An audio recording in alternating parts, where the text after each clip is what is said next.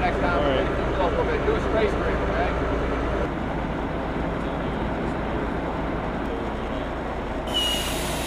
That's it, Cheyenne. That's all you got. All right, now for this evolution, what you do is just come on around. Come on around. You're gonna get a little wet. Don't worry about that. Come on around. It would be like the tree is what you're attacking. So just there across the front. Boost it up then, okay? All right. We don't have a lot of water left on the car, so. Yeah. Right. Okay.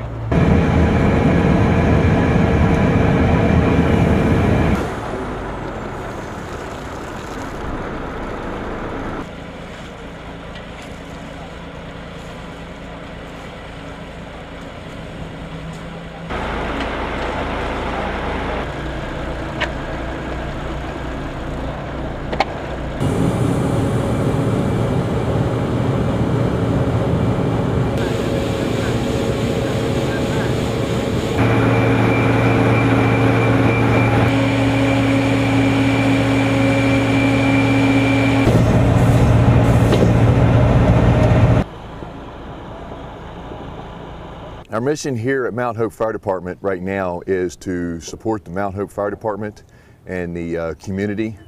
And our second mission, well, our primary mission is support of the helicopters for LZs coming and going up on the summit. We have our P-19, which is located over here for that purpose. We send a crew up there every time they have LZs that come and go. The second mission is up there is to support the fire suppression at the camp itself. We have firefighters today that are up there pulling a 24-hour shift in the Boy Scout Jamboree with a pumper from the Mount Hope Fire Department, along with 3 guys from the Mount Hope Fire Department. And then actually our third mission is to assist the volunteers here with any traffic accidents, EMS calls, fires that may happen in and around the area of the summit and the town itself.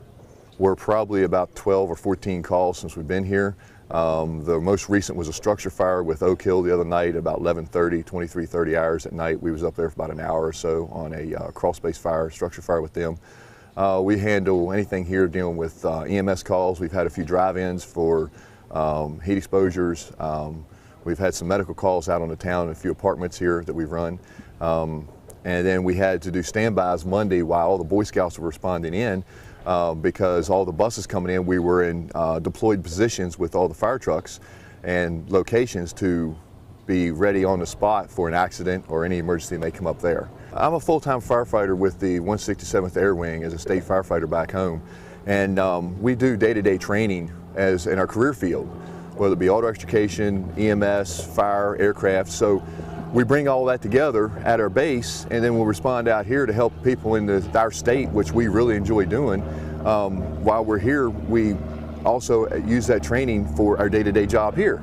So, and because of some of the training we've gotten back home, we've also helped train some of these guys here and work with some of these guys, kind of like sitting around the chair exchanging stories. You know, it helps out with those guys. They learn what we do, we learn what they do, and it's a camaraderie. We work together well.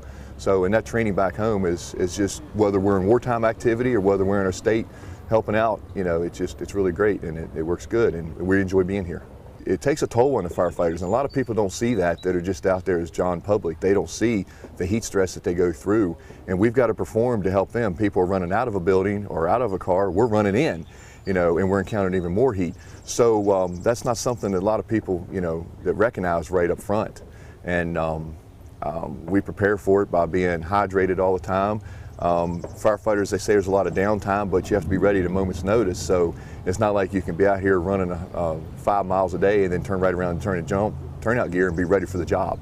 So, and they don't understand, some people don't understand that. You know, we might not be doing some of the PT work that some other career fields may do, but we've got to be ready to get in that turnout gear, and we may be in that turnout gear for 5 minutes, we may be in it for 5 hours, you know.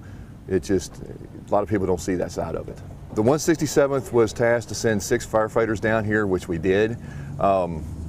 We have, like I told you, we have 2 up at the summit right now. One of those will get relieved at about 2,000 hours, somewhere between 1,800 and 2,000 hours this evening. We have to have 3 people available to go with the P19, such to go for an LZ, whether it be for a medevac LZ or whether it be for whatever LZ that's tasked to come in. And we do have LZ sites at the summit up there that's pre-designated, but we may have to set up an LZ somewhere that's not pre-designated, such as a roadway or wherever else it may happen. So we have to have that P19 available for that. Plus, we're also trying to supplement here, so it's juggling some balls with just 6 people, but the summit's the primary up there, and that we have those 2 guys that are fully stationed up there, and then everybody else is just available down here to handle whichever emergency comes up first. On our off days from the summit, when we're not up at the hill at the Jamboree, we're helping these guys out here at the City of Mount Hope run fire calls.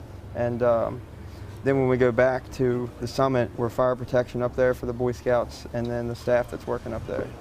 The experience down here in the city, a couple nights, Sunday night, we called a structure fire, mutual aid fire with these guys. We're actually on the first attack line in, put the fire out. As far as up on the summit, we've honestly been running a couple medicals and landing helicopters for the most part. We haven't fought any fire or anything up there yet. It's a big adrenaline rush. You never know what you're going to run into. Every call is different, so you don't run into the same thing on every call. So it's just, you never know what's going to happen. We're working well. It's, never met these guys before a day in my life, but we come together. It's like a big family already. I've only known them for a week, but it's already a big family. We're working great together. It's an opportunity to work with other men that that it's got an insight on different things that you never see, and you can talk to them, and they can tell their experiences, and you can tell them your experiences, and I think that it's a great opportunity that that everyone should be able to have. The P91 has been on scene several times, and they've taken an active part in different things on the summit. And off the summit, they've had their role as firefighters in our community. The most important training we did before we get here was our structural response. When we support them in their town, when we respond on their engines and their apparatus, we represent them, and we absolutely want to make sure we're putting our best foot forward. So we did the training involved in that, so when we get to a working house fire, we are on ball when we get there. The warmer the weather, the more activity we have. The scouts have, they get somewhat dehydrated, so we're assisting with that as well. When we do the town responses, we have been on working fires, and we supported them as well on several of their calls in town. What I enjoyed the most is the interaction with the volunteer firefighters. They've absolutely treated us outstanding. The Mount Hope Volunteer Fire Department is a very professional organization, and they have welcomed us with open arms. We have trained freely with them, and we are certainly proud to be part of their organization. We're down here as firefighters, but absolutely our most important thing is public relations and interaction with the Boy Scouts here. We always want to maintain that professional attitude with them, and also with the Mount Hope Volunteer Fire Department. We have a total of 6 firefighters that came down from the Martinsburg 167th. 2 are on station 24/7. The other 4 are in the community serving in that capacity.